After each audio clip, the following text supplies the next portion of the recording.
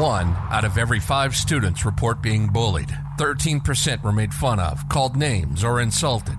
They were pushed, shoved, tripped, or spit on. 1 in 5 tweens have been cyberbullied. It's a problem, and it has to stop. Welcome to Bully This, a hero's journey. There's light at the end of the tunnel. Our passion is to show kids that there is life after bullying. You'll hear from former bullies and bullying victims, and you'll hear how they made their journey from troubled youth to successful adults. Welcome to Bully This, a hero's journey. Now your hosts, Tyler Copenhaver Heath and Clifford Starks. Hey, and welcome to episode 4, Bully This, A Hero's Journey. Can you believe it's episode 4 already? I can. Time has flown, and it's really awesome. I'm even going to remember to introduce myself this time. I'm Tyler. I'm Clifford. Okay, Cliff. So I'm going to switch things up, and change is good, right? Yes, sometimes. absolutely. Maybe not always. So what I want to do today before we start is a lot of this is about awareness, right? So I'm actually going to give you some information, and I want you to guess who this person is. It's somebody that's experienced bullying, and I'm positive you all know who it is. But if we see that these people we already know, they've had this same path, maybe it brings more awareness, right? True. So Here we go. He was the youngest and smallest guy in his school. He also used to get soda cans thrown at him. At one point, his schoolmates even tossed him down the stairs and actually hurt him pretty bad. He said of bullying, if you're getting bullied, you still have to go to school. You have to get up in the morning and you have to go, even though he hated it so much. His first wife said, I don't know that people understand how tough he had it growing up. He was really a lonely kid. Now, here's the thing. This man today, he could get further away from any bullies than anybody in the world. But I don't think he has that problem anymore. Who do you think it is? I'm going to guess Michael Jordan. No, it's Elon Musk. Really? Yeah. Okay, the only reason Michael Jordan came to mind was because you were talking about Michael Jordan just a minute ago. So I'm like, I don't remember that. Well, I guess Michael could jump and kind of go out of this world like Space Jam, but no, Elon Musk. And so as I found when I'm researching a lot of this stuff is there's, a lot of people you wouldn't expect, but we'll get another one next time. And you got another shot. So I want to tell you another story. You literally gave it to me with all of the, and I wasn't looking at them. I didn't even decide on that last part until I was in the car. I'm like, I got to give him a little bit better clue. Yeah, that was the clue I needed, and I completely passed it. Okay, I got another one. So it was sophomore year when the 5'10" basketball player tried out for the high school basketball team. He was passed over, too small and no talent. But this would not beat him. Quite the opposite. Who do you suppose it was? Elon Musk. Oh, Michael Jordan, round 2. Now you got Michael Jordan. So today I want to talk, and our sub-theme is going to be missed potential. One of my biggest fears in life is missed potential, and not only for myself, but for other people. Cliff, have you seen the thing on Netflix, Last Dance, Michael Jordan? I have not. I still need to watch that movie. So it's so cool. It's about the season where the Bulls were really dominant, and a bunch of interviews with all the guys. Really interesting documentary. I'm not a huge basketball nut, but I got so much out of this, and it sent my mind like just reeling, thinking about it. And I started thinking about Michael Jordan, and I started thinking, has anybody been as good as anything ever as Michael Jordan is at basketball? And I started thinking like maybe Mozart in music, or maybe, Alexander the Great as a leader. And I couldn't think of really anybody. Michael Jordan was just so dominant. But furthermore, let's say Michael Jordan had decided to quit. Decided to stop practicing when they told him he was too small, or let's say it was 400 years ago and there was no basketball. What would Michael Jordan have done? But then let's talk about another guy, Michael Phelps. Best swimmer in the world, right? And like not talking crap about swimming, but a lot of people look at basketball as a cooler sport. He's a tall guy, maybe he would have decided to go into basketball and been a mediocre basketball player. I don't know, but he's the greatest swimmer on earth. Yeah. So I want you to think about that. How many people out there right now are being told that they're too small, they're too big, they're too something, and giving up? Yeah. How many people are listening and they're just missing this Michael Phelps, this Michael Jordan thing? Yeah. Can you imagine if you're just missing your thing that you're Michael Jordan at? Yeah. That's pretty scary, isn't it? It'd be crazy. So I wanted to talk today. We've got a great guest. His name's Chad Lopez. A little bit of background on Chaz. He studied health science at Bellevue University, where he went to school full-time as well as played baseball full-time. After his undergrad, he went and tried out for professional baseball. His dedication and hard work paid off because he got a contract. Really cool. And by the way, I had to bring out my inner Barbara Walters, because Chaz is such a humble guy. He was impossible to get information out of. He's I kind of played pro ball and I played baseball here, and I'm doing good in school. But so unfortunately, after pro ball, he would hurt his back, and this would derail the pro ball career. But that didn't really stop Chaz, because he went back to Bellevue. And he was then pursuing a master, or is now pursuing a master's in communication. And he's also coaching. So he's still involved with baseball. He's hoping to help other students overcome similar issues with the sport he loves. So once again, I tracked down Chaz's mom and got some info out of her. And she says that Chaz won't say it, but he's always loved school and sports despite everything. So even as a kid, and what happened, he still loved sports. He still loved going to school. He still loved studying. She said he wants to work in something that allows him to spread love, kindness, and hope despite what he endured. He will also graduate with the highest scores in his program, and he's coaching at the same time. What you may not be able to tell at the moment was Chad was considered way too small for baseball, and was often told so. He had very few people that believed in him, but one person did. This person told him he needed to work harder than anyone else, since he didn't have the size to back it up. But I guess it's best if Chaz tells it. Welcome, Chaz. Thank you for having me on. I appreciate you guys having me. No, glad to have you here. So not to be too redundant, but we always start with the hero's journey. And so we're just going to walk you through the hero's journey through this whole thing. So first, we're going to talk about, kind of what you experienced in school, how it built you, and then what you're doing now. And so can you tell me some stories about what it was like growing up, and maybe some of the things that you experienced? Yeah, most of it started, I'd say, elementary school, 4th, 5th grade. And it got really bad in middle school, just constantly just having kids, whether or not it was physical stuff, just constantly pushing me down or whatever it was, just because I was smaller than everybody. But the bad thing was just the constant, just the mental, constantly calling me different stuff like that, or calling me bad words just on a daily basis. And it just builds up over and over again. And as a small 10, 11-year-old, you go to school every single day and you got 4 or 5 kids telling you this stuff every day. And it starts to wear on you. You really lose your confidence. You lose who you truly are.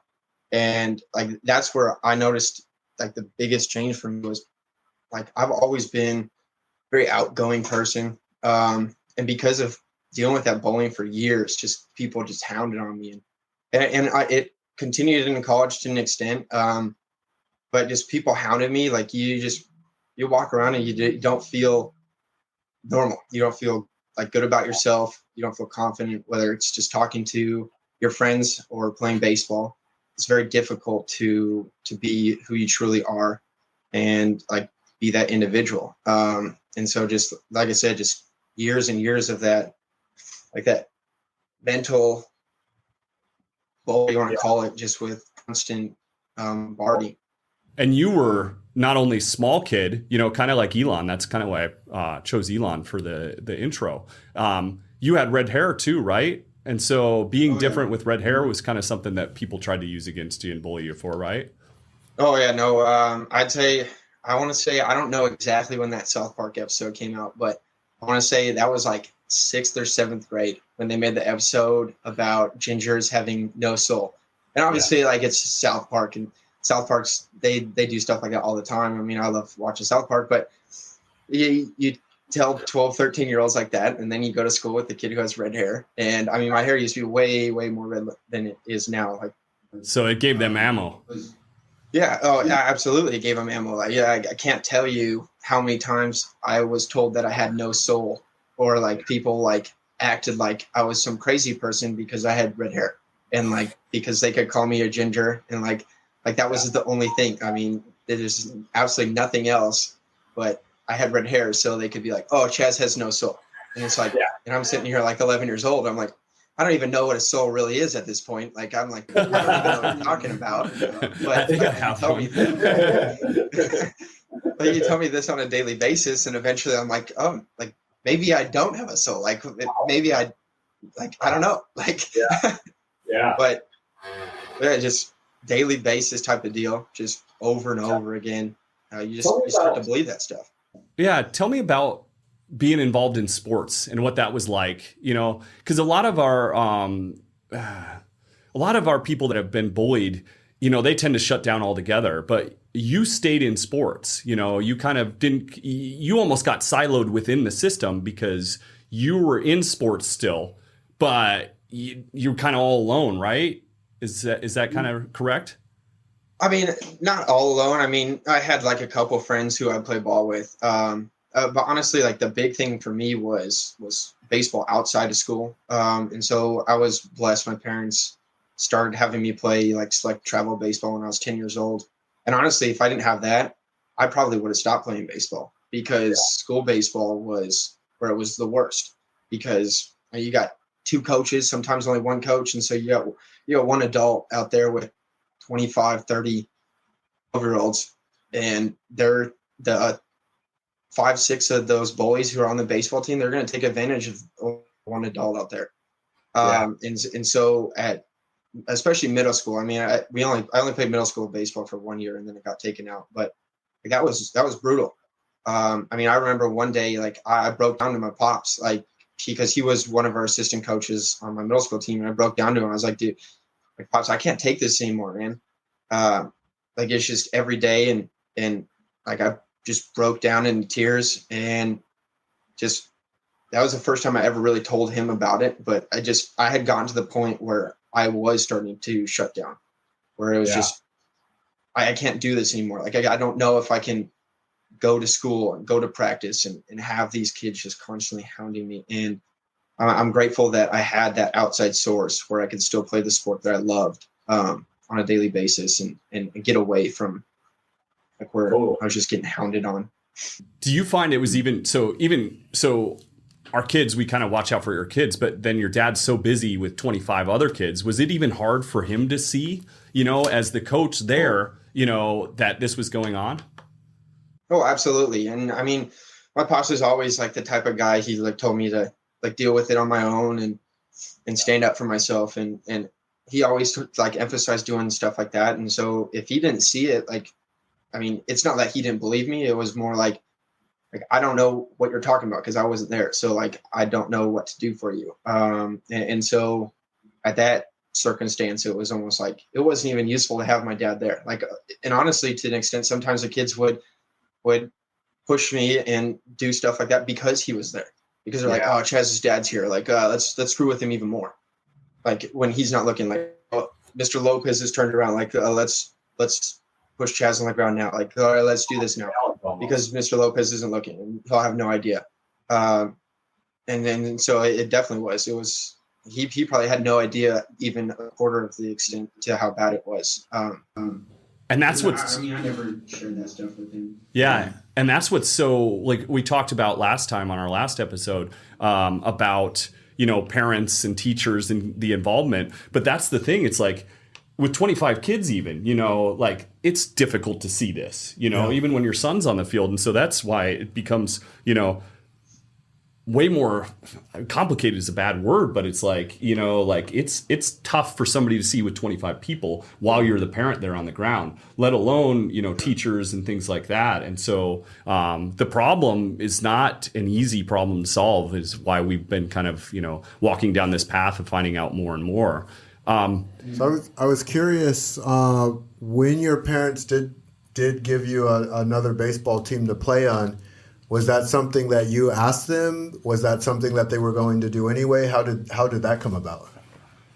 That actually started, like I said, I started playing select ball when I was 10. My dad, I wanted to do like some private lessons, and he introduced me to this guy at a random facility, and I was playing Little League at the time. And then the guy who was my hitting instructor just offered me a spot on the summer team that he coached for. And I started playing summer ball from 10 until 18, all the way through high school. Sorry, go say ahead. It again. I was going to say, was that give you a little bit more attention and help and mentoring? I mean, at 10, 11, yeah. But that I would say the biggest coach was when I was 16, was my junior year in high school. And this was when it was really bad in high school. Was my junior year was brutal. I was probably, I don't know, 5'6", 5'7", probably weighed 135, 140 pounds. Like that was the year I got taller than my mom for the first time when I was 5'6", and that was a big moment. But yeah. And so I was a junior in high school. I was 17 years old, and I was still a little pipsqueak. And I had a coach outside who, he told me on a daily basis, like, dude, you're way smaller than everybody else. Like, you're competing against guys who they're the same age as you, but they're 6'1", 6'2". And like, they're not full grown men, but they look like full grown men already. And you still look like you're 13. And so you got to work harder. And he like made that relationship with me, and he was always there for me, pushing me and telling me that like I have the skills, and you just have to believe that once you grow, which I did, like, and I put on some weight, got in the weight room and all that stuff. And he goes, once you grow, like these kids aren't going to have anything to say, because like they may be here and like you're here because you're smaller than them, but you work 3 times as hard as them. And so eventually you're going to go like this, and then they're going to go here, and then you're going to keep going here. And like the ceiling never stops when you work that hard, where these kids who are blessed with being tall when they're 13 years old, like they don't really know, they don't have to work super hard. I don't know what it is. And so like that was big for me, having that coach when I was 16. And he actually coached me until I was 20. That's what I found so cool about your story, is because you basically used that thing that wasn't working that well for you in baseball, you know, kind of like Michael Jordan when he was 5'10", you know, and you went out and you're like, I have to work that much harder because I don't have this body that's built for baseball yet. So I've got to do double what these guys do. And then the world blessed you, because, right, you grew a little bit. Yep. Yeah, no, when I went to college, I want to say I was like 5'10", probably 155 pounds. And by the end of my freshman year, I was 6'1", probably about 175. So I grew about 3 inches and put on about 25, 30 pounds that first year in college. And that was actually like, that was the year where I made the biggest jump, like as far as how hard I threw, was that it literally was instantly. Like I grew, and then I gained like 6 miles per hour. And obviously, like I had my coaches at my first school, like they helped me tremendously and stuff like that too. But like that's awesome. It was true. I love the process of the mentorship and you know, being willing to put in the reps. I call it putting in your reps. And when someone can see something on the other end, it makes putting in those reps so much easier. You know, that's what I went through on my journey, and I'm sure you may have went through that in your journey as well, to say, hey, if you do this, you're going to get this reward. So you had a reward at the end, and you ended up getting it, which is super awesome. Well, that's a big thing about what this podcast is about too, is showing possibilities, right? You had a coach that was like literally telling you, hey, work hard. You've got to work really hard. You got to work harder than them because you don't have this natural body that's built for baseball. And then he somehow knew, he's like, the second this kid, gets his little growth spurt, all that work ethic is just going to combine with that new baseball body and he's going to be dominant. And he was right, And so if we don't have people that are telling us the road as mentors before the road's coming, how are we going to see it? Yeah. Yeah, absolutely. I want to backtrack just a little bit, Chaz, because I know in your younger career, there was some adults around you that were kind of polar opposite of that mentor coach that actually built you. Can you tell me a little bit about the other adult influences that weren't as helpful? I mean, they just overlooked me.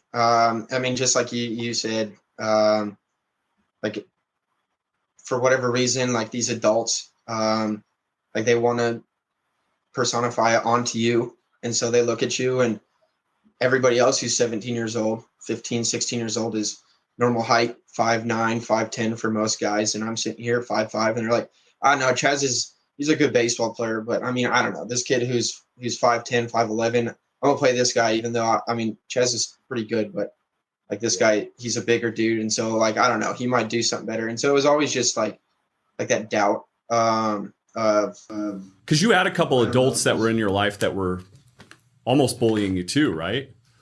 Oh, absolutely. I mean, that was part of the reason why I left my first school was because I felt like that, just bombarding it, like that mental, like those words.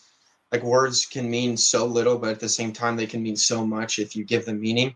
And I mean, that was something I struggled with for years. Was people would bombard me so much and tell me all this stuff. Like I would give meaning to their words, and so that's what would happen. Like I'd look at adults and I'd say, "Well, this person is an adult. Like they're older than me. Like I should respect what they have to say, or like I should look up to them, or like try to understand what they're saying."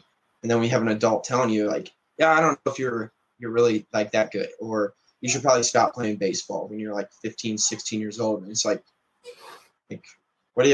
why? Just because I'm small? Like that, like now as a 25-year-old, like that makes no sense. Like I don't even know how you say that to a 15-year-old. But as 15 years old, like I'm sitting there and I'm like, wait, am I actually not as good at baseball as I think I am? Because like that's one thing I'm very grateful that I've had is I've always been pretty confident in the things that I'm like put my time and effort into. And so I always had that confidence, and I'm sure that's why I pushed through and continued to play ball. But you're sitting there and you got these adults, again, like the people that you are supposed to be looking up to, and they're putting you down and telling you like, oh, give up on your dreams. And you haven't even gotten to like really a difficult, like you're still playing high school baseball, or like most people play high school baseball if you play baseball when you're growing up. And like they're telling me now, it's like, yeah, I mean, I don't know, man. Like maybe you should give it up. And it's like, no, like that doesn't make sense to me. The only thing that we could kind of say for the person is, okay, maybe they're like the therapist was saying in episode 2, like maybe they're giving you a little bit of that tough love. But Chaz is this nice kid, he doesn't need the tough love. And not only that, but I don't really agree with the tough love either. I mean, your mind is still building. I don't care how confident you seem, we're all still building confidence when we're younger. Like that to me is like extreme dereliction of what reality should be, because an adult should know better. They should be building these kids instead of breaking them down at this point. Yeah. There's so many variables behind it. And I always say, like, we get to choose what we'll hold on to and what we won't hold on to. And as a kid, we don't know that, so no. We're kind of, just like you said, you're holding on to what an adult is saying.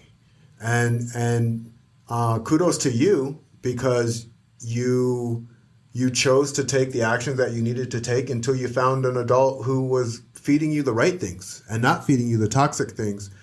And good for that man, by the way. Yeah, huge. And what I would like to ask is, do you have a lesson, like a big lesson takeaway from being a baseball player, being a bullied baseball player, and then turning out into the person that you became today? I would say, I mean, everybody has to deal with failure. I mean, I think that's one thing that every baseball player learns. I mean, you could be, I mean, at college level, if you fail 65% of the time and you hit 350, you're probably going to be an All-American. And so that alone through baseball, but then also being bullied, like everybody's going to go through ups and downs. Like, and that's what life is.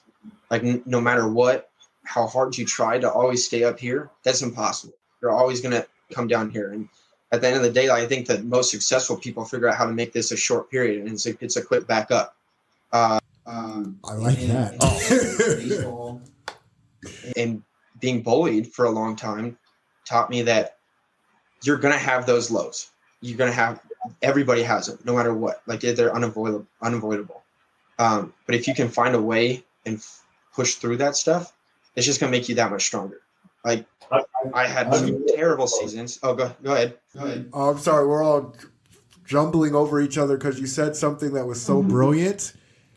You said making them short. Yeah.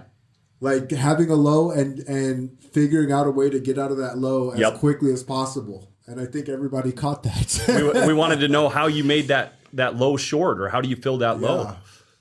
I mean, the biggest for me is, I mean, I don't know. I know I asked Tyler, he hasn't heard of David Goggins, but I don't know if you've heard of David Goggins, Cliff.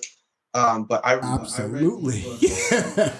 You can't hurt me. If you guys want to read a great book, read Can't Hurt. I think Can't Hurt Me by David Goggins. He's an ex-Navy SEAL. One of the best books I've ever read. But I actually read that during COVID, and that absolutely changed my life. Like, the way he looks at it was, he used to be really, really fat. Like, he used to weigh, I think, like 350 pounds. And he ended up being a Navy SEAL, and now he's like, runs like ultra marathons and stuff. He's absurd. But anyways, he talks about using the stuff from your past as fuel. And I know, Tyler, you've talked about that too, for me, like, I got bullied from when I was probably 10 until I was 21. Like, I have dealt with that harassment, bullying, whatever you want to call it, even into college. And so I dealt with that for the majority of my life, and I got through it.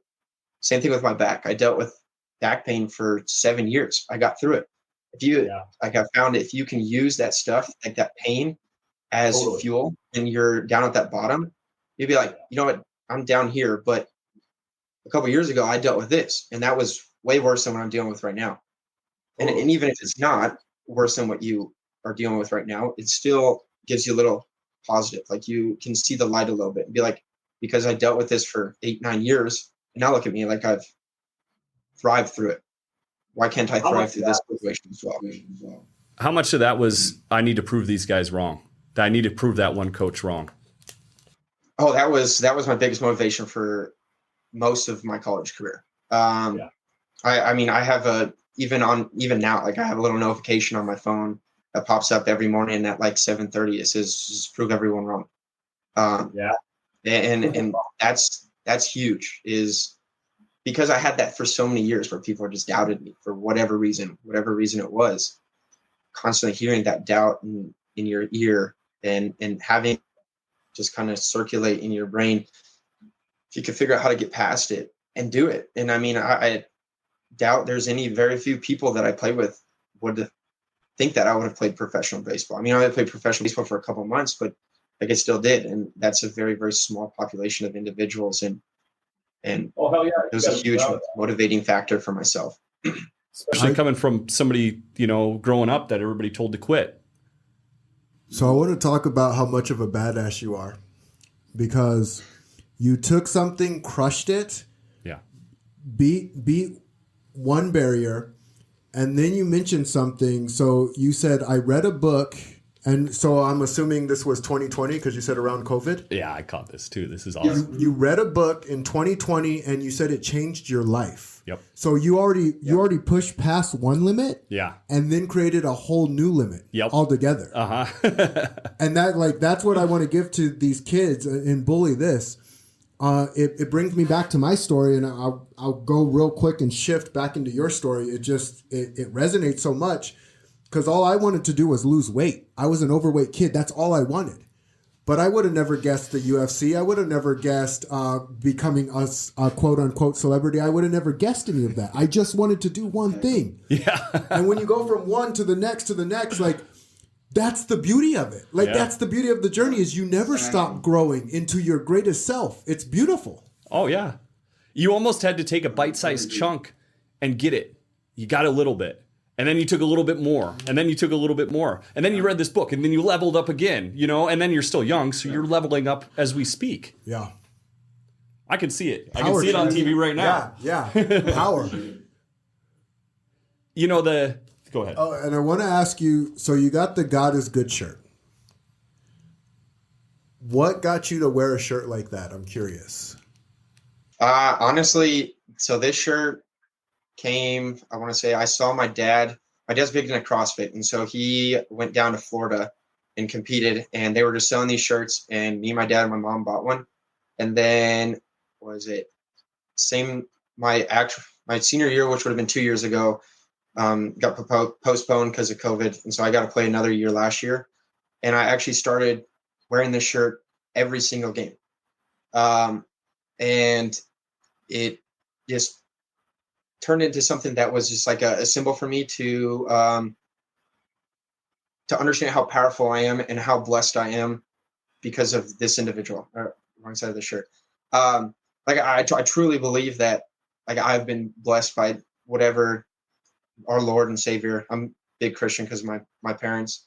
But like, that's why and the reason why I wear it today is because, I mean, like if you can find any sort of light through religion or through the gospel, whatever it is, I think it can be massive. And honestly, that was something that got me through when I was really young. When I was 11, 12, 13, was having that community of going to church. I know, like Tyler told me that the first initial thing he wanted to do with bowling was getting kids into MMA gyms, get them into a community where they feel comfortable and they feel loved and they feel appreciated. And that's what church and youth group was for me at that time. I mean, I can't tell you how many individuals I had that were real good friends when I was in middle school and elementary school. But when I went to church and I interacted with those kids, I felt at home. I felt wanted. I felt appreciated. These kids who are around me, they didn't want to mess with me. They just wanted to talk to me. And that's all I want to do. I love communicating with individuals. And so when I got that opportunity, I thrived. And it's unfortunate that the kids when I was younger who chose to bully me did give me that opportunity, because I'm sure we could have been great friends if they would have given me that opportunity. Like instead of picking on me, they would have got to know me and understood who I was, like who Chaz Lopez was. I'm sure we would have had great conversations, because I mean, even today, if I ran into my bully, and as long as they weren't holding on to that stuff, like, I don't care. Like, let's have a good conversation, man. Like, what can we talk about? Like, let's relate. Like, let's have a good conversation. And I mean, I got kind of sidetracked there, but no, it's great stuff. Yeah. Chaz, when you were talking about your building phase too, when we were talking, you mentioned that you were really afraid to like talk to people. I want you to tell the kids and everybody else like how you overcame that fear and what you were doing to practice. Chaz has great mental frameworks. If you haven't noticed already, I knew you were going to love this episode. Yeah. And so, Chaz, can you tell the kids like how you came from like this guy that didn't want to say anything, and now you like, how do I explain it? I don't want to say you're chatterbox now, but you know, like you're not afraid anymore. I mean, you could ask my mom and my dad. I'll tell you, I don't know when they finally forced me to, but it was so bad when I was younger. I couldn't even like McDonald's, like they used to have like the straws where you had to go ask them. And so if they didn't give you a straw, like when they gave you your cup, you had to go up and ask. I was so scared to talk to other people. I could not even go up to a McDonald's worker and ask for a straw. I'd go up to my parents. Like I can remember memories when I was 8, 9, 10 years old. I would look at my mom and I go, "Mom, will you go get me a straw?" And she'd look at me and she'd like, "No, like just go talk to the person." And I'd be like, "No, like I just want to have a straw then." And like this continued into college. Like I know the first time me and Tyler talked, I told him when I was at the school before Bellevue, I would go to class every single day with a hood over my head with these beats in, with like my drawstrings so that you could barely see my face. You had no idea I had headphones in, and my music was turned all the way up to 100. And so even if you wanted to talk to me, you couldn't, because I had no idea you were talking to me unless you like literally walked in front of me. But the first thing was I had a coach tell me, he goes, "Hey man, like, let's work on something." Like, I'm sure, I don't know if he knew like I was like down in the dumps, like I was depressed or not. But he told me one day, I walk into his office and I take my headphones out right before I go into his office, and he goes, "You always wear your headphones, don't you, whenever you walk to class?" And I go, "Yeah, I'm always listening to my music." And he goes, "Well, why don't you like take your headphones out and like talk to people?" And I, like, at first, like, I didn't take his advice. And then he kept on saying it, like just suggesting it, just kind of slowly, and be like, "Well, what if someone wants to talk to you, man? Like, what if someone wants to have a good conversation to you?" And honestly, that was when I started realizing, like, man, I'm not acting like the person that I truly am. Because I am that person. Like, if you want to come up to me and have a conversation, like, let's have a conversation. Like, I'd love to talk to you. Like, I'd love to hear what's going on in your life, whatever it is. And so that was kind of the first like little thing that I made that realization. But then the biggest thing was, again, during 2020, when I went home during COVID, was I started seeing a therapist who told me that he was the exact same way as me. He goes, "You won't believe this, but I used to be terrified to talk to anybody." Like, he told me the same stories as I did. Like, he couldn't talk to people at restaurants. Like, he couldn't, like, he would stutter over his words. It just, the confidence wasn't there. So he goes, "Do something for me. When you're at a gas station and there's someone behind you or next to you at the stall, like the gas pump, start a conversation with them." And I was like, I looked at this guy when he told me this, and I looked at him like he's crazy. I was like, there's a 0% chance that I'm going to talk to some random person at a gas station. Like, that's the worst time to have a conversation with somebody. And I'm terrified to talk to people I don't know. And he was like, "No." He was like, "Why is that a terrible time to talk to somebody?" And I go, "I mean, I don't know. They're just getting gas." And he goes, "Exactly. They're not doing anything. They're just standing there getting gas. So if you were to ask a simple question just to start a conversation, why would that conversation be bad?" And I was like, that's so valid. And so I started practicing this. I started talking to random people I didn't know. And all of a sudden I realized that everybody is walking around just like me, trying to be happy to whatever extent they want to be happy, trying to figure out and do the best that they can. And so when I realized that, I was no longer like really afraid to talk to people, because I realized, even though for years I got bombarded by people and they were constantly putting me down, that's not how like the normal person walks around. Like, the normal person who just walks around on the street is not around thinking like, "Oh, screw that guy. Like, that guy looks like an idiot." Like nobody's walking around like thinking like that. Like, everybody is like thinking like they're in their own world. Like, they're thinking about what they're doing on a daily basis. And so if you go up to them and try to have a normal conversation with them, more than likely they're going to try and have a normal conversation with you as well. Chaz, did you ever think about how many days that you're making somebody's day by doing that? Oh, I'm sure. I actually had a moment with a player on Tuesday. He came up to me, and I think I told you about him, Tyler, when we first, he struggles mentally like greatly, and just over and over again, like I try to tell this kid, I'm like, "Dude, like, you're so good." Actually, I got this from, you'll know this, Cliff, Rose Namajunas. I'm sure you watched the fight when she took the belt from I don't know how to say her name. Wei Lee. But Wei Lee. Just Wei Lee. When she took the belt from Wei Lee, I don't know if you remember, but she's standing in the ring, and as Bruce Buffer is announcing her name, she's saying, "I'm the best. I'm the best." Yeah. And she's literally saying this, staring Wei Lee directly in the face. And so I started doing this with this guy, and he was like, at first, he's like, "Dude, don't say that to me." And I was like, "No, I'm gonna keep saying it to you. Like, no, like, we're gonna keep doing this. We're gonna get this figured out, man. Like, I promise, we're gonna get this figured out." And then on Tuesday, he had his best outing of the entire year, and he looked at me in the face and he goes, "This is because of you." Obviously, I know as a coach, like, I didn't go out there and throw the baseball for him, but for him to say that to me was it just made my entire week. Like, and it was Tuesday. Like, I've had a great week solely because this dude on Tuesday looked at me straight in the face and said, "This is because of you."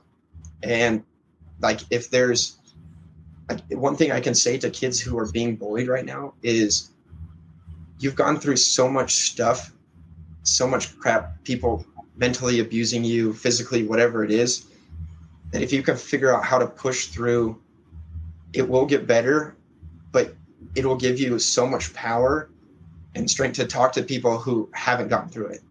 Because there's so many people, there's so many adults who are walking around and they dealt with that stuff and they never address it. They never deal with it. And so they're walking around as full-grown adults and they still have no confidence. And then when one person says something bad to them, they completely shut down because they go back to what people were saying to them when they were 14, 15 years old. But if you can push through this stuff and then you can spot those people, like I know I heard Cliff in his first podcast, your guys' first podcast, he said that he's really good at seeing energy. And I wouldn't be surprised if that's because you went through a bunch of stuff. And so you know how to look at people and be like, you know what, that guy right there, he's struggling. Or that guy right there, he's on a high right now because like I know what high he's on. Or I've been down in the dumps where he's at. And so when you can look at people like that and you've gone through this stuff, it gives you so much power to talk to these individuals and to make a difference on their life and use that negativity that you had for so many years as a powerful thing. Can you get to you the mentioned, go ahead. Confidence and building your confidence. And I look at, we either can have it or we can't on our journey. You know, and sometimes bullies may have confidence because they have the numbers. But what I realized is confidence is just a muscle.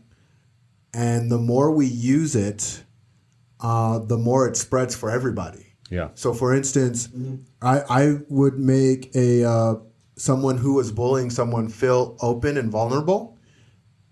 And they're hurting just as much as the people that they're bullying. Exactly. Mm-hmm. Yeah, and I looked at that.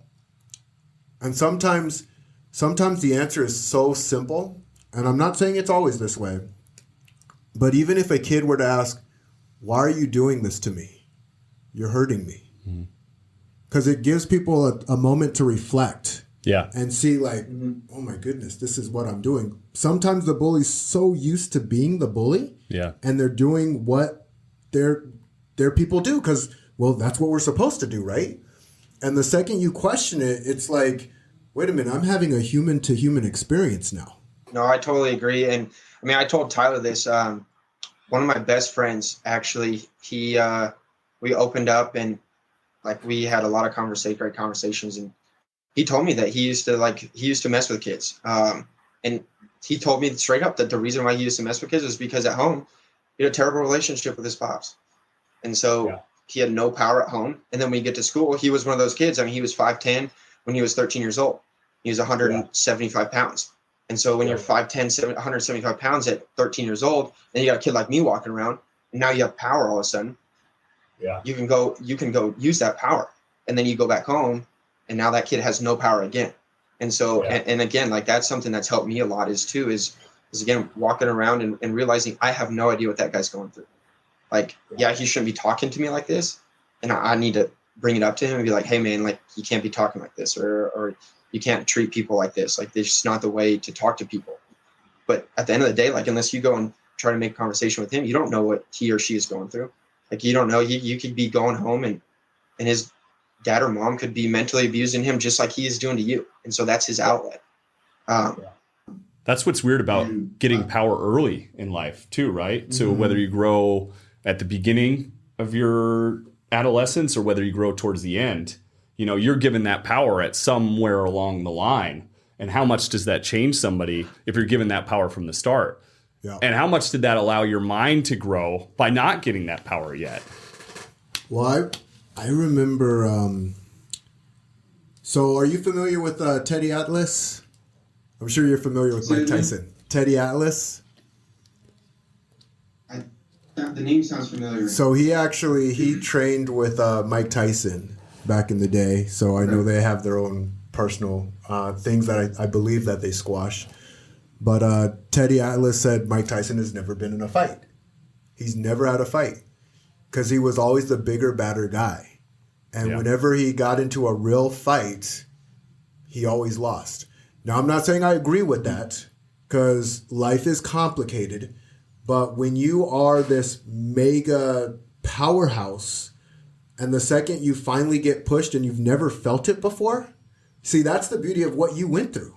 You're saying like, look, I'm the smaller one, but I'm going to be the most technical. I'm going to do it more than anybody's ever done it. And I know David Goggins is this way. I feed on David Goggins all day long. Because it's like, if I do this 10,000 hours, you can't hold me down. Because I know other people aren't going to be crazy enough to do that. Like 10,000, I'm good. Exactly. So I'm like, I'm going to do it again and again and again and again and again. And eventually that pace is going to multiply itself. That's the other thing where I get super excited. Your coach and your mentor, he said, you're here, but you're going to be here. Yeah. And that's the game changer. I'm like, oh my goodness, the momentum, it magnifies itself. So I'm going to put in the reps in the areas I need to put in the reps to magnify myself to the greatest version of me. And that's what you're doing as you go through your process. Yeah, no, I appreciate that. I mean, one of the best things I've ever had a coach tell me was one, try to get 1% better every day. Like no matter what you're doing, because that's this is attainable goal. It's a very attainable goal. Yeah. But on top of that is the compound effect. Is no matter what you're doing, it doesn't matter if you're trying to run a business, if you're trying to hit 300 and make it to the MLB, or if you're just trying to be the best teacher at the middle school in Seattle, Washington. It doesn't matter. If you put in the hours every single day, eventually that compound effect is going to click and you're going to become a great baseball player. You're going to become a great business person. You're going to become a great teacher. It doesn't matter what it is. But as long as you put in that work and you buy into that process every day, like you will get to where you want to be, or at least very, very, very close. Sometimes the goal transitions along the journey too, right? You start out in baseball, right? Like you've done a lot with baseball and you don't know where the journey goes next. And how did that baseball journey take you to what the next journey is, that is your next calling. And so it's good to have these journeys and it's good to get involved with as many things as possible because it's the idea of kind of an interdisciplinary thought. It's like you bring this mind that it's experienced all these things to a new situation and then awesomeness happens, right? Mm-hmm. Yeah, no, I totally agree. So going back to how you use this journey, because I kind of feel almost that there's two major paths that we're going to go through in adolescence, especially when you've experienced what you're experiencing. So I almost feel like you're built by it or you're destroyed by it. What do you tell a kid right now that's like on that path, to where he needs to stay over here and be careful not to get on the path that goes elsewhere? Cliff and I were actually talking this. I can probably make this point a little bit better. Cliff and I were talking about a guy we know, and he's a talented guy, in a lot of ways. He has that body from the beginning that's built perfectly, and he has that, work ethic and the other things. But what he doesn't have is he's always blaming the world for everything that is not perfect for him. So how do you tell that kid, like, yeah, I know this stuff sucks and it's not average that you have to deal with it, but you can't totally like, oh, the world's doing this to me, I give up.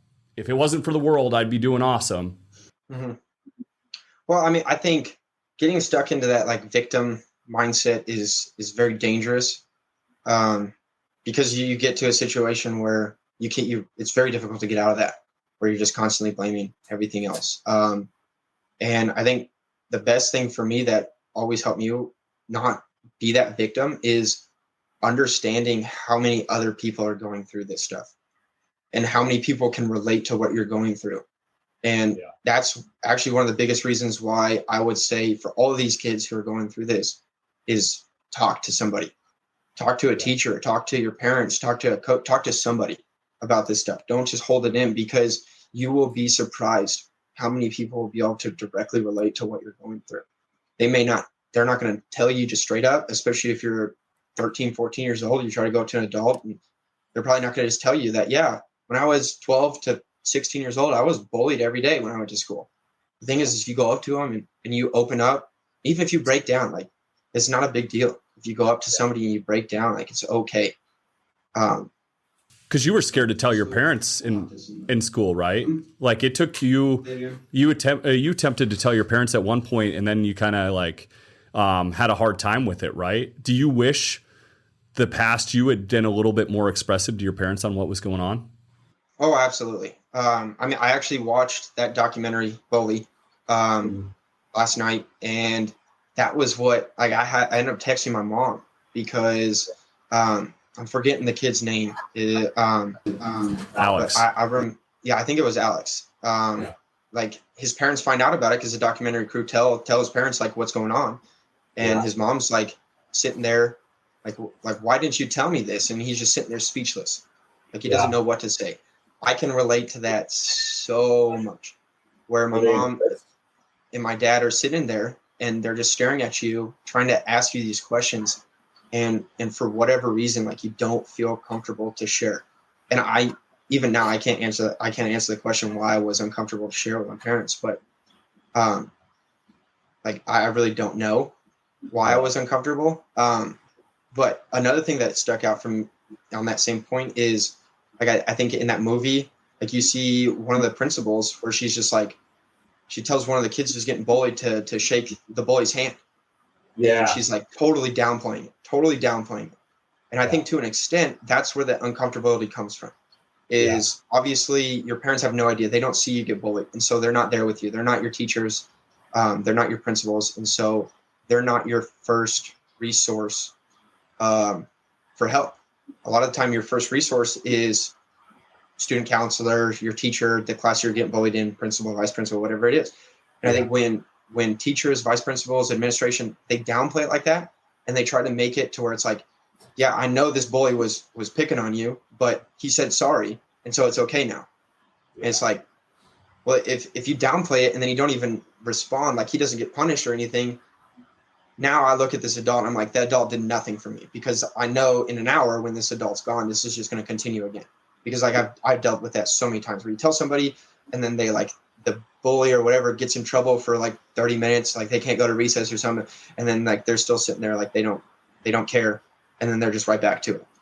And so you start to feel that nobody's going to help me. So if I can't even share it to my teachers or my administration where it's actually happening, why would I share it to my parents? Because what can they do? Totally.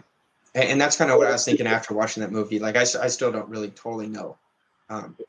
It's just a perpetual system. It's small steps, like you said, that you can be in growth, like we talked about earlier. But it's these small steps that walk you into this like siloed closet of your own mind, because it's like, well, that didn't work. And if we're teaching over and over again that like this doesn't work, this person's not going to help me. Okay, I've tried again. This doesn't work. This person. When do you actually give up? You know, and then. So I don't know how we break through that part, you know, and especially like the most frustrating part for me on Chaz's journey is the bullying from the adults. Like it's hard enough, you know, he's already getting it from the kids and then he gets it from the adults too. And it's hard as a kid to not believe that. It's one thing when the kids are telling you you have no soul or whatever, and I don't know, they think it's a joke or funny. But when it's coming from the adult or the coach or, you know, whatever, you're supposed to be able to believe that guy. Yeah. I go, Chaz, thank you for sharing that information and your insights. And Tyler, appreciate you as always. Like support is so important for everybody. You know, even as I'm going through my entrepreneurial journey, it's the same thing. It's just having that support to say, hey, there's something for you. And I think whether it's parents, whether it's kids, I tell people they're doing the best they can with the tools and the resources that they have and the reality that they're living in. And knowing like there's a light, there's a glimmer of hope somewhere. And it's always in us. You know, I ultimately say it's in us, but sometimes people don't see it because they're so stuck that they want to see like some sort of North Star, something to anchor into. And so I say, hey, we're here. We're here. Chaz is here. Reach out. Yeah. If you need help with something, reach out. Well, and even when you're trying, you know, the parents are fully engaged. So I'm going to use a Cliff and Tyler story to kind of explain this. Yeah. So if Cliff tells me, Tyler, will you train with me today? Will you take a run with me today? Hey, I need a knee to bend. I'm stressed today. Hey, Tyler, we're going to Russia. I know that we're going to this scary country that usually Americans aren't allowed, but I need you to come with me, and I need you to have my back, and I need you to spar with me, and I need you to roll with me. I can do all these things for Cliff, right? I'm there for him just like a parent is, like I got his back as much as I can. But then there's the point where he's about to have the actual fight. So I've been able to help him. I've been able to be right there with him the whole time. But then when it goes for him to get in that cage, and this sounds silly because it's like, this is the hardest part for me too, because I feel if I can just say the perfect thing, if I can just say the perfect thing to Cliff right now, it's going to help him so much. What am I going to say that's that perfect thing? Or a parent sending his kid off to school. What am I going to say that's perfect thing? I can't be standing next to him. But in the end, Cliff's has got to walk in that ring alone. There's not much I can do at that point. Yeah. And the other cool thing, I always talk about raising our standards and saying we're going through a transformational period because we get to choose how we're going to perceive the situation. Sure. I can go like, I lost because Tyler didn't say the right thing. It's just like, it's all your fault. Or I can enjoy the experience for the experience that I'm going to have. Yeah. The beauty is win, lose, or draw. I can go out and say, you know what, I gave my best. Why Bully This is so powerful to me, and why I decided to do this with Tyler. Kids don't come back. No, they don't come back. Like, they make a decision to either go one direction or the other. Yep. And you can't come back from that. There isn't a reset. And so hearing that, I'm like, all right, I'm in. And I didn't know I was going to go in as deep as I was. Knowing me, I should have probably known that, because I'm always looking for solutions. I'm so solution based. I'm like, I know there's a way. I know there's a way. And ultimately, what I want people to do, like, remember, we're all a piece and a part of everything that's happening. And if we raise our standard and say, like, okay, this isn't right, this isn't acceptable, and I'm going to talk to the right resource to not make this happen anymore. Yeah. To shut this down. And there's, snitches get stitches, and we have all of these little things that we run by. And ultimately, I say the goal is to stretch to a new generation, to become a newer society, become an even better society than before. And a better society is where Chaz can win and all of these other kids can win without people having to feel inferior. That's the problem, is that inferiority is, well, I'm better than you because I beat you in the fight, Cliff. Yeah. Like, you're not better than me. Yeah, you beat me in the fight. You had your day. Yeah, you beat me in the fight, but you're not better than me. There's still tomorrow. Yeah, and that's what life, this is just my own perspective, but that's what it's about. Having all right, if we're going to compete, if we're going to see who's better, how about instead of you and your 6 friends, and I'm trying not to hate on these bullies, but this is going to sound like hate. Instead of you and your 6 friends, how about we sign a contract that we equally agree on, and we just get to see who's got what? Let's have some fun. Yeah. At least you can tease me and mess with me. Hey, we signed the contract. I get it. Or you have 6 friends. I get Cliff. But the thing is, it's like, so you try, and these are for the kids too. Like, we're talking a lot about the kids that have this guidance, that have some parents that care about them on the outside, that are like me trying to help Cliff with his fight, going running and stuff with him and being there for him. Some kids, some people don't have that. They don't have that person sit out the side of the corner trying to say the perfect thing before they go in the gauntlet at his school, And so that's when, to me, it gets really scary. And Cliff's right. It becomes a certain point in those roadmaps that, like, there's no return. But that's also the beautiful nature. I notice this especially with kids and animals. Like, as beat up as the world puts them sometimes, like, as long as they're not too far, they come back. Yeah. And that's what's truly amazing. It's like you see these dogs that have been put into fight rings and, things like that. And it's just like they've been forced to do all these awful things, or kids that go through the awful things. their minds are still molding to the point that they can mold back to being caring. And I almost think that's what bullying does in a way too, not to go too far off track. It's your mind is in this state of getting molded and you're like, this feels awful, Yeah. And I don't like this feeling. Yeah. And not only that, when I grow up and now I have some power, like you got power, you got 6'1", you got to be a baseball player. Like people look up to you now, and now you have some power to say, I didn't like the way that felt. And I don't want somebody else to feel that way. Yeah. Which is probably a big reason you're talking to us right now is because it's like, if we can say that one thing that gives the kid a little hope to get through tomorrow, and then they get through the next day, and then the next thing they know, they're through that gauntlet of horribleness that is those younger years. It builds them. It builds them good. I don't even I almost don't want to say that because it's tough to say that because we don't want anybody experiencing that. Yeah. But look what it builds. It builds a Chaz. I tell you, one of the most important things that I've learned on my journey, momentum. And just like when I run the stairs, I say one step at a time. It's just if I can just get past the next step and then the next step and then the next step. And so I want to give people that step because when people are feeling healthy and whole, they don't go into bully mode. I don't think people who are in a good place and have the wherewithal and the awareness to understand there's a consequence if you bully me. I think that's important too. Consequences have to happen.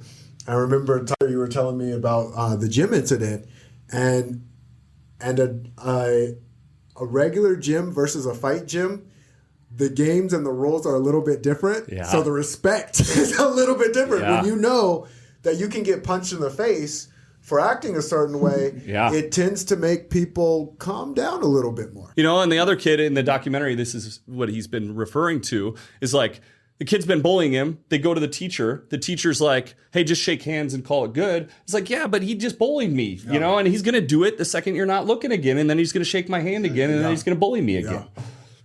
Yeah. There's definitely got to be. I actually have a reference for baseball, a weird reference. So imagine if there weren't strikeouts. Imagine if you could just stay at the plate as long as you wanted to stay at the plate and you never got to strike out. Yeah. Then there's no consequence, no repercussion. And that's what I love about sport is sport has a scoreboard. And in life, there should be some form of scoreboard to keep people in line of the context of life. We're all here on the same planet doing the best that we can. So let's have some sort of consequence. I mean, what that consequence is, I don't know. Sport has real concise rules with referees too. Yeah. And that's what I think is great is because we haven't determined that a bully is not a thing that we're going to put up with anymore. We've let it go. We've let the bully go and with a handshake, So, or we've caused a perpetuating system because dad was a bully. Now son became a bully because he's bullying kid, and then so I talk about collateral systems. It's a collateral system. Yeah. And I agree. Consequences, putting systems in place. Because here's the thing, there's a reason why it happened, so there can be a reason why it doesn't happen too. Yeah. That's the game that I look to play. Exactly. I really think if and that's what I found funny about talking to the psychologist is hey, why haven't kids latched onto the fact that this Hollywood stuff where there's the true bad guy and the true good guy? Mm-hmm. I almost think in psychology, and I hope I don't have a bunch of psychologists emailing me later about shame on you. But what if we just sit there and watch a kid play a video game, And how do they act in this video game? Those video games you play where you can be the bad guy or the good guy? Mm-hmm. This might sound weird. I can't possibly be the bad guy. There's something wrong with me. I cannot be the bad guy. Even if I mess up and do the little bad guy thing, I have to reset the game and start over. So how much psychology could we derive from watching the bully play the game? Is he the bad guy in the game? That's an interesting question. Yeah, I'd like to know. I'd like to know more on that. That'd be really cool. And if he is the bad guy in the game, should we talk to him about it a little bit? Why are you the bad guy in the game? Yeah. You can't steal. Do you feel good when you steal? Yeah. You could be the hero this shining knight. So there's like our mind has a muscle to it, and the more we work a certain muscle, the stronger that it grows. Yeah. Now, How long do we got? just like that, And now we're naming. people, a muscle can only get so strong. Just as like Tyler, you can't instantly grow 7 feet, right? Like you're your height, you're where you're at. I'm stuck now. And I look at nature and nurture. You know, that really interests the heck out of me. Me too. And I ultimately say, okay, there's a solution here. You know, I'm always looking for a solution. And I can tell you're super solution based because you still had to do the thing. The person who talked to you and said, hey, go talk to the person at the gas station. You had to do it. He wasn't there miming it for you. You did it. And when we remind people, just as your mentor did, like, hey, you're going to become this. You know, I didn't know who I was for a while until, you know, I've gone through my entrepreneur journey and I've gone through coaching to internalize this stuff. Yeah. Like I just naturally show up as a loving, kind person because I know what it feels like to be a loving, kind person. And then there's a saying, in life and business, those are going to change. Relationships don't change. The importance of relationships don't change. And I think if we start teaching this a little bit more in schools, because we got the math, we got the science, we got the PE. Where's the relationship building? Totally. Yeah. I mean, that's the other side. We entered talking about Elon Musk and Michael Jordan, you know, but what we don't know is, was there somebody along Elon's way or Michael's way that actually did believe in them, you know, and then put them on a new path, just like you, Chaz. We don't have too much longer in the show, but I really want to hear how this has built you into what you want to become. What are you up to now? What do you hope to become? How has this burden that you had to bear in school, how has that made your life what it is today and what you're trying to do with it? I mean, the reason why I want to go into coaching so bad is because of moments like I described that happened on Tuesday. Is having kids who were just like me. I mean, I dealt with major mental issues while I was playing ball, and I kind of I eventually got to a point where I went and saw someone and really seeked out help. But for a long time, like I just tried to figure it out on my own, and no coaches were there to help me. Like they didn't ask me how I was really doing, and so knowing how terrible I felt for so many years playing the game that I loved because of what coaches or other players said to me, and having that feeling for so long is why I want to become a coach so bad, is because I know how terrible that feels. And so if I can somehow create a culture as a head baseball coach, whether it's at the collegiate level or hopefully eventually can get to the professional level as a coach, but whatever level it is, if I can have an impact on a group of men on a yearly basis where they feel comfortable to talk to me and make that relationship with me, because that's something I have outside of that one coach I had from when I was 16 to 20. There's my head assistant coach here at Bellevue is probably the only other coach I have a really, really good relationship with. And it's unfortunate that it's like that. It's very unfortunate that it's like that. Because a baseball coach, what is their job is of course their job is to win as many baseball games as they possibly can, but also their job is to create men who are going to go out and thrive in the world. Yeah. And unfortunately, that's something that has not been talked about very much, at least in my college career. Was the ability to go out and thrive in the world and to be confident who you are outside of baseball. Because there's plenty of kids I know who are confident on the baseball field, but then they leave the baseball field and they're a completely different person. Yeah. Because nobody talks to them about that stuff.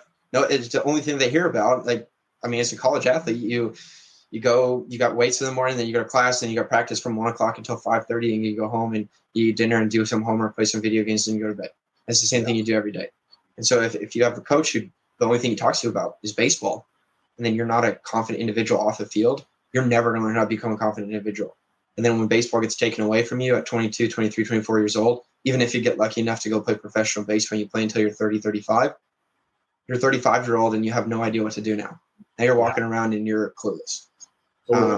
And that's terrifying for a lot of athletes is that feeling of my sport's over. What the heck am I going to do now?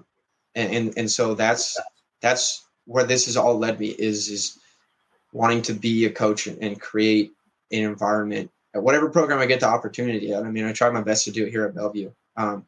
Whatever opportunity, just build a culture and an environment that breeds confidence for everybody, no matter what it is. Confidence on the baseball field, confidence in life, confidence in school, and just being who you truly are. That's what's so cool about your story is because you've taken, this journey that you literally used your underdog to build you into this amazing thing, because you practiced so hard in underdog status, that when the time came and your body came with it, you leveled it up. What else you got to state? So I'm going to try and hit a home run on this one. But there's a saying, the only change that you make are through the people that you meet and the books that you read. And you're a prime example of that because you met the right people and you've read the right books and you continue to grow and expand for yourself and for others.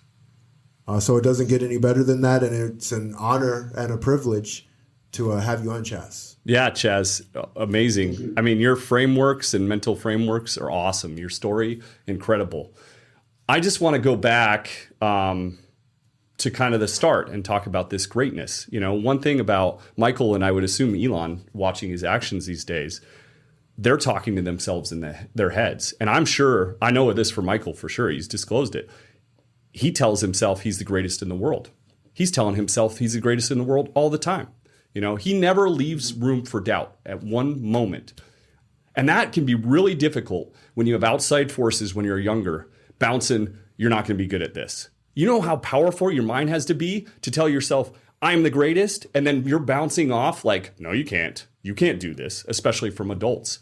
So your self-talk is super important. And this is something I even work on to this day. It's like, have self-talk. You are great. More people should be doing more to help you build that self-talk because you can do amazing things with your mind. And if you don't start to believe in yourself, then you can never find that thing you're amazing at. Most of being amazing at something is having confidence in it. So I want to thank Chaz again for coming. Thank you, folks, for joining us again on Bully This. Thank you for episode 4. We really enjoyed doing this for you. Please give us feedback. We've got another guest lined up for you next week. Have a great one. Take care, everyone. You've been listening to Bully This, a hero's journey. The effects on kids that are bullied are many. Increased risk for depression, anxiety, sleep difficulties, lower grades, and dropping out of school. It's a real problem, and that's why we created this show. We're acutely aware of the pain, shame, and damage that bullying causes, and our passion is to help kids and families to know that there is always help, that there is always a solution. We hope you've gotten some useful information from the show. Make sure to like, rate, and review, and we'll be back soon. But in the meantime, find us on Facebook at Bully This, a Hero's Journey. Take care, and we'll see you next time.